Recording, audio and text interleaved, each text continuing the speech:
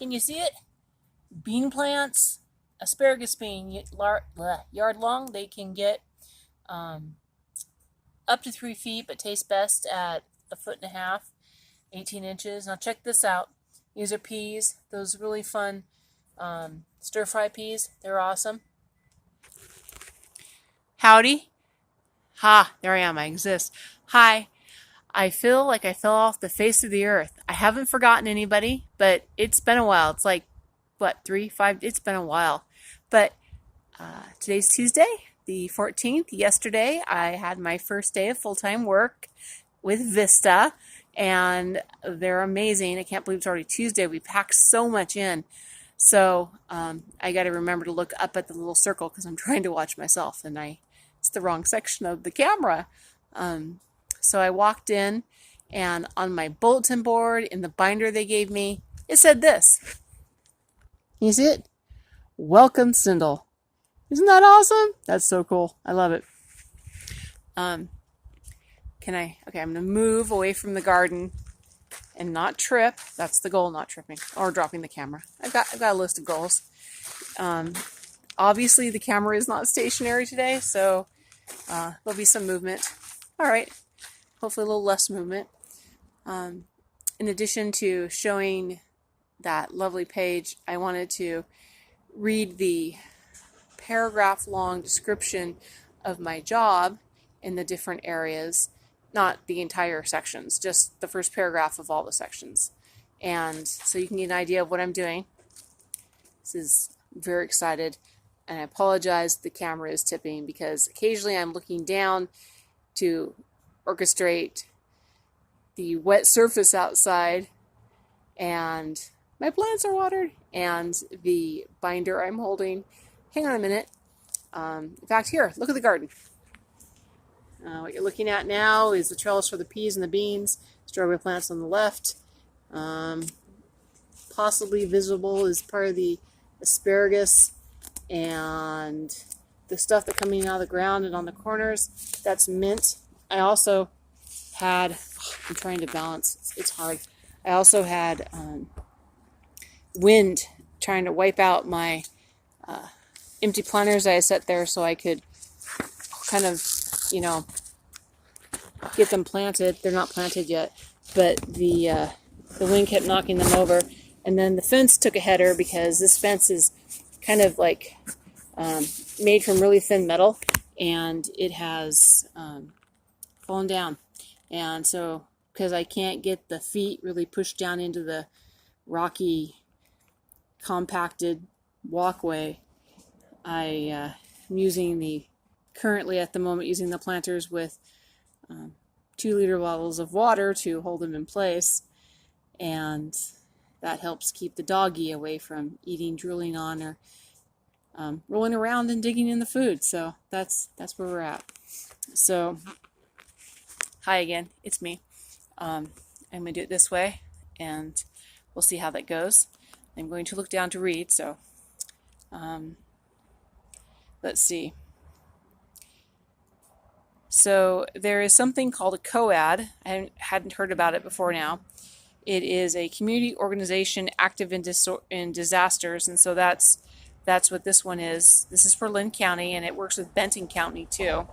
If you're not sure what cities are in Lynn and Benton, in Lynn there is Lebanon and Tangent and Albany, and my service site is in Albany, and the main one that's in that's in Benton County is in Corvallis, and there's also Philomath, and there you go. So it says support the newly formed community organizations active in disaster, which is COAD, across Lynn and Benton counties, focusing on organizations that primarily serve low-income communities to incorporate these essential services to agencies in a systematic emergency preparedness and response activity manner that protects low-income and vulnerable community members from the devastating effects of household and community emergencies. That is pretty good. I think my phone turned down. I think you were looking at my code. Hi, I'm back. Okay, hang on. We're bumpy again. Turning the page. Turning the page. All right. Number 2. Support social service providers such as food banks and food share programs in developing a business continuity plan for their organization so that during an emergency they're able to provide essential services to their largely low-income and underserved clients. And that's not new. It's already been started. It just continue help for that. Part of the reason that's continued help is because we're aiming to bring on additional groups that fit in that profile, and so they would need assistance as well. Section 3, implement a program with local educational partnership and limited English proficiency populations in preparing youth for emergencies, which I'm excited about. I'm excited about the whole thing, to be honest, but I'm excited about that too. Actually, I could say that for everything. I'm so excited about every section in this book. Section 4. So those basic kindergarten counting skills. Yeah, using those right now. Implement emergency preparedness education and outreach for local women and children participating in the WIC programming. I'm excited about that too. Okay, turning the page again. It's going to be rough. Okay, you're going to lose me for a minute. Okay, there we go. Oh, okay. And the last section. So I guess four was the last one. This would be 5. Support the coordination of accreditation efforts to ensure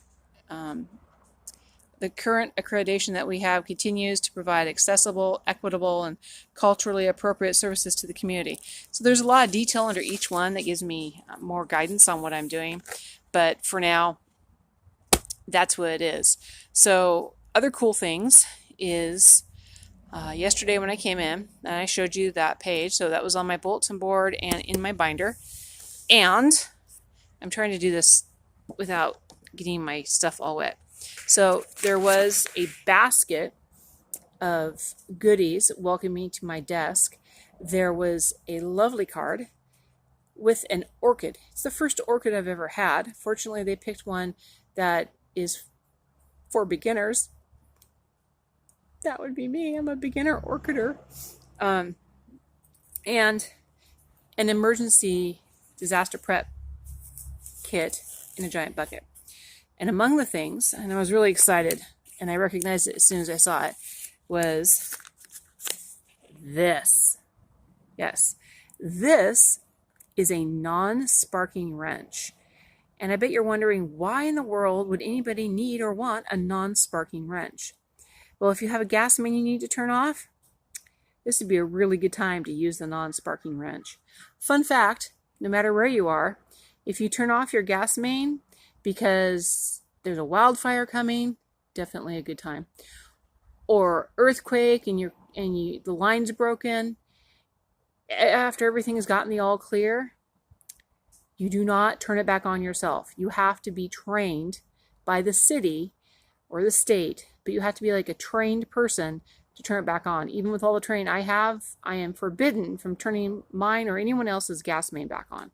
So if you turn it off because it could explode by letting more gas out when a disaster has hit, or as in the case of a fire is coming towards you, then just be aware, do not turn it back on. And there's a lot of reasons for it. It's not just like, oh, it's not your job, we want to pay these people.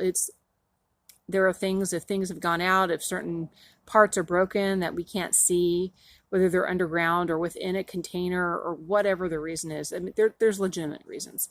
But so I was excited with this guy. This is cool. I've read about these, been told about these, taught about these. I have my very own. It's a lovely pewter color, which actually matches my new vehicle. I'll tell you about that someday too. The other thing I got, I was super duper excited about, not that I'm not excited about everything else, but you can see how excited I was about the non-sparking wrench. I'm sure you can see how I'll be amazingly excited about this as well. Just a moment. I'm doing this one-handedly, so it's packed in all its glory still. Yes, I have opened it. It's not my first opening, but I tucked it back in as safely as I could. Okay. This, can you tell what it is? Can you tell? Okay, what's your first guess? Okay. What's your second guess? Okay, this is an emergency radio, and I'm not just going to tease you through the bubble wrap. Bubble wrap is enough tease, right? I want bubble wrap. Instructions and warranty card.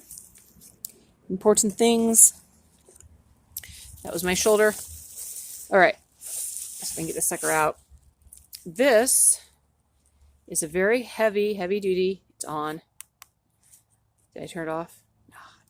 Battery's low. Okay. I need to recharge the battery. I'll show you how that's done in a moment. It's rechargeable. It is a heavy duty flashlight and AM, FM, and weather band. So that's awesome. It comes with an extended, I'm doing this one-handed again. I really need a table, don't I? I'm just going to show you. I can't pop it loose with one hand. It comes with an antenna that extends, and I'm not sure if it's the reflection I'm seeing or that you can actually see the whole thing. Maybe it's both. Anyways, comes with this handy dandy wrist strap. Makes me think of a transistor radio, but something that the 1950s transistor radios did not have. Okay, I got it. Is this. This lovely guy is rechargeable either by solar or hand crank. And so it makes a fun noise, which gets the dog at the house looking at me oddly. But that doesn't take a whole lot. That dog looks at me oddly a lot. Such as when it begs me for food and I give it a piece of cabbage and it's like, what were you thinking? I don't eat that. And I'm like, well, that's what I eat, man. So anyways, I'm super duper excited about this too. I'm looking forward to using it. Oh, and it's got right in here, you can charge your cell phone, or and it comes with a cord, and the one end of the cord, the small end that's shown here, can actually plug into my old cell phone, which is like a non web enabled cell phone that I use as my alarm system, so I can plug it in there and just keep it charged. It's super cool. So that's my update. Yesterday I got to go to a meeting in fire department in Albany, so that was great. Met some people there. It was fantastic. Aries was there, so if you're a ham radio tech, you know who Aries is. And we had Brownsville CERT was there, and then Fire, Albany Police. We had representation from Benton and Corvallis. It was a great meeting. And then today we went to a training in Dallas at the fire department on Harrison, and I think I've got this wrongly weird positioned. Anyways, and that was great because we did a wildfire training from 9 to 1, and it was fantastic. You know, even if you don't work in the fire department lot side of things, or are a firefighter or anything like that, it is totally helpful, and it was amazing. I would recommend it to everybody. So I was told it was live streamed. I don't know if that also means it was archived after the live stream, but if it was, Facebook, Lynn County Public Health, and I think they're the ones that did the live streaming, and hopefully you can find it, and it was worth it. The information was amazing. They talked about the Paradise Fire in California last year. So the first I even ever heard of that was from my niece Shanna telling me about it. She sent me a video, and I had no idea it was so horrendous. I knew it was bad. I didn't know it was so absolutely all-encompassing and horrendous. And so we learned a lot about that, including the animals involved, and it's amazing. It really was. And there's just so much. If you get a chance, go check out the website for Firewise. Follow the website for Firewise. Yeah, just totally do it. It's worth it. But yeah, so again, I tried to make this short, like a 5-minute video, and it extended itself to almost 15 minutes now. So hi, and tomorrow I will be going to Portland to go to the big VISTA orientation training. So I'm excited about that too. I'll meet all my other VISTAs in this field in Oregon. They're not all disaster prep VISTAs, but they are VISTAs who are working under the same organization that I'm with. And I guess there's, just for that area alone, there's about 30 of us. And spoiler alert, saw a photo of the entire group that started in April. Yeah, I'm the oldest one. Not that I'm surprised, but there was a time when I had that same age range. But you know what? I'm older now, and that's okay. And I'm loving my VISTA service. I am so excited to be a VISTA, and I'm so excited to be a VISTA doing disaster prep and action work and accreditation work at my site in Albany. So I hope you guys have a great evening. I still have texts on my phone and from Facebook and other stuff I'm trying to get back to. I thought I was going to get back to them that night or next night. That didn't happen. So I'm hoping that I can get back to them soon.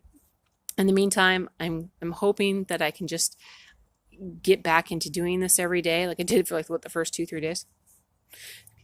Get back in on that, and yeah. So we've now exceeded 15 minutes and gone to 16 minutes. So I'm gonna sign off, and I hope you have a great night, and bye for now.